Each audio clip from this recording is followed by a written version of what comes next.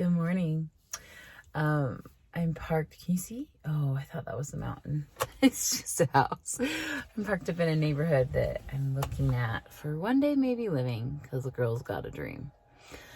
Today's beauty biz with Hill is focused still on building clientele and how we can prepare ourselves before things happen, meaning policies. We need policies and procedures. Your clients want to know how to function within your business. Now, if you work in a salon, they should have some policies and procedures in place, but there's always some that kind of fall on you. For example, in our salon, everybody kind of has their own magic minute of when they have to tell a client they're too late because they've got another client afterwards. And that's a hard thing, but there's a little variety there. But I always ask everybody to kind of know.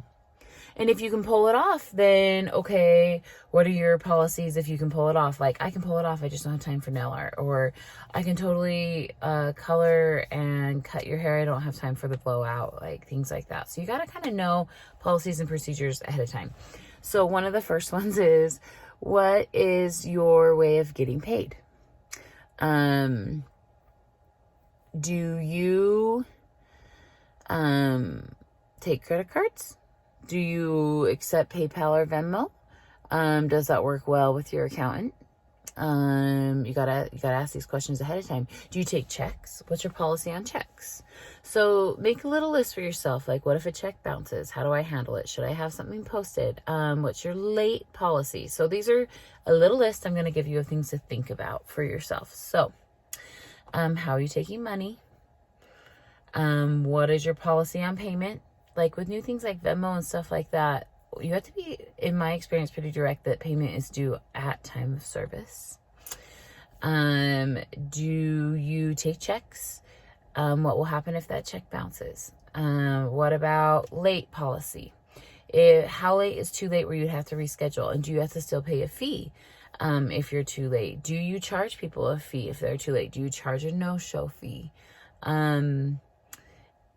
Something to take into account with any policies and procedures this way when it comes to your business is, it would be really nice if you let your clients know ahead of time. Like, you can't hold people to a fee if they don't like get an email when they book about the possibility of it if they were to no-show. I mean, you can. You could also just never take them as a client again. But, that brings me to my biggest focus of this discussion. Be human.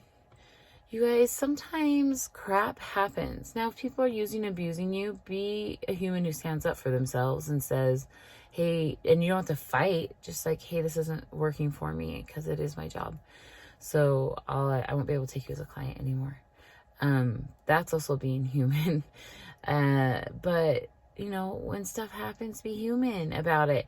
Now, aside from being human and having compassion, the reason I say have policies and procedures, because those have nothing to do with the emotion of it all. Like, I love my clients dearly, but if they no-show me, I charge them before they can rebook, and that has nothing to do with, like, me being human or not. Now, if they are sick and throwing up on the floor, I don't want them to come anyway. I'm not going to charge them. See that human factor in there? You got to be aware.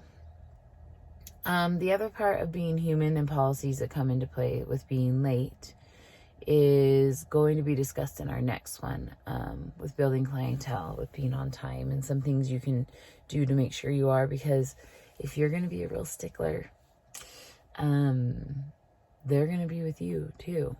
Have you ever had a client wait, made a client wait? It's the worst feeling. We hate it. Some people don't hate it. I need to be more chill like them. But the honest truth is, you've got to be able to give and take a little bit, but always having those policies and procedures to fall back on so things aren't personal. There's no reason to get emotional and be personal about it. It's just the way the policies are. And you can even post them next to your station or something in a little frame or something. That's always a really good idea. So then everybody just knows this is what this is about. Building a clientele is really important to be able to know what's going on if you want to build a clientele. And then also policies and procedures fall into how do you check the client out? Do you rebook them?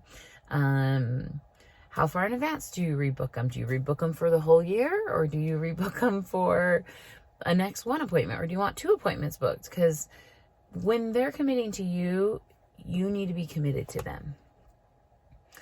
I will try to expound on that on our next one with being on time a little bit, and rebooking clients and all of that, or maybe that'll be a separate one, because I can tell you right now there's some things to talk about there.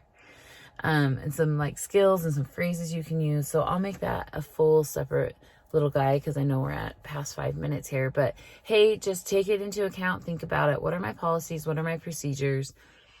And remember to be human still. Okay, I hope you guys have a great day. Make those lists, answer those questions, know how you're getting paid, know when your cutoff moment is, and remember that these clients are wonderful people too. And when crap happens, have some compassion. But other than that, you've got to get paid. This is your career. So have a great day. Thanks for joining me on Beauty Biz with Hill.